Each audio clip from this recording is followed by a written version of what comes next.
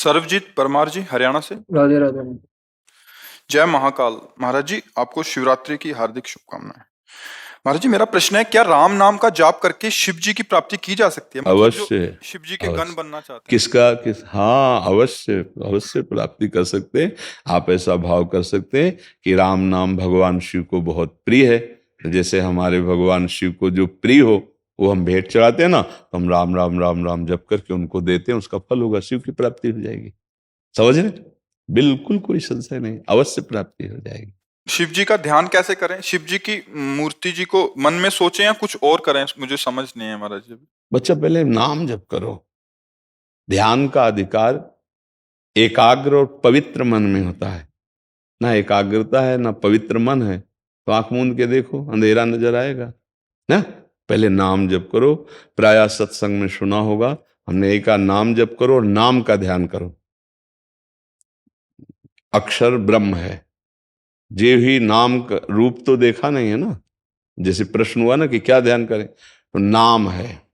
जैसे राधा, हम अपने राधा राधा वही बार बार हमारे नेत्रों के सामने, वही हृदय में चल रहा, वही श्रवण इंद्रिय से सुन रहे।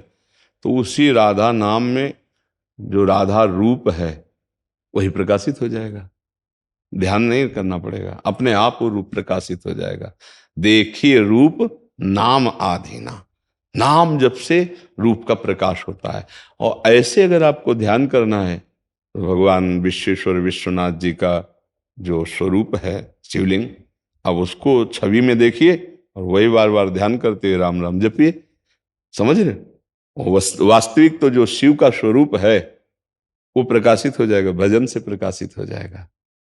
जो हमारे हृदय में प्रकाशित होगा वो जो देखा सुना नहीं ऐसा है, वो जो न सुना है न देखा है ऐसा शिव का रूप है। पर वो भजन से ही आएगा। जो अभी हम देख रहे हैं सुन रहे हैं ये माया युक्त स्वरूप है, और जो शिव है वो अगोचर है, मन बुद्धि से अगोचर है। वो हमारे ध्यान का विषय नहीं है, वो हमारे ध्यान में आते हैं। हमारी इंद्रियों की सामर्थ्य नहीं कि उनका हम ध्यान कर सके, वो मन बुद्धि के अगोचर है। क्योंकि ये प्राकृतिक यंत्र है मन बुद्धि, ये केवल प्रकृति की क्षमता है इसको देखने की, जितनी उतनी ही। संपूर्ण प्रकृति को देखने की भी क्षमता नहीं है। अब देखो, छोटी सी वस्तु देखने के लिए सूक्ष्मदर्शी का प्रयोग होता है, पता है इन नेत्रों में उसकी क्षमता नहीं है। पूर्ण प्रकृति को देखने के लिए प्रकृति से बने हुए नेत्रों की क्षमता नहीं। फिर जो प्रकृति से परे परमात्मा है उसको देखने के लिए वो कृपा करके नेत्र गोचर होता है, वो कृपा करके हमारी इंद्रियों में स्फुरित होता है, हमारे मन में स्फुरित होता है। इसलिए हमें लगता है खूब नाम जप करो, शास्त्र सम्मत आचरण करो।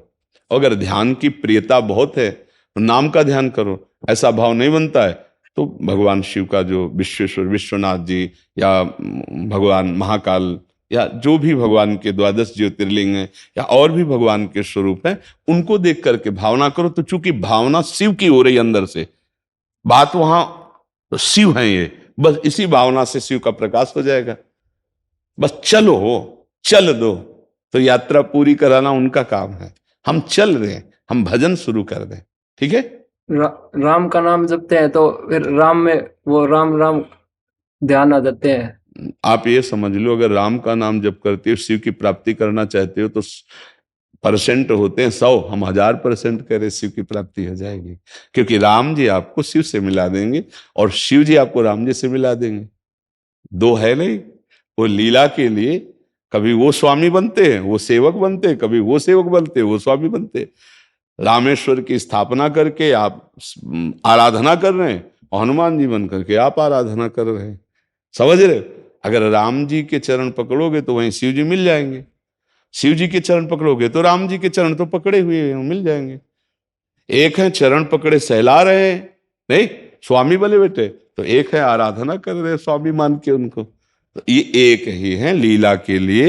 ये भगवान हरि और हर ये ऐसा रूप धारण किए, विधि हरि हर ये एक ही भगवान है, अपने स्वरूप को प्रकाशित किए हुए। समझ गए? भेद नहीं है। खूब राम राम जपो। ठीक है?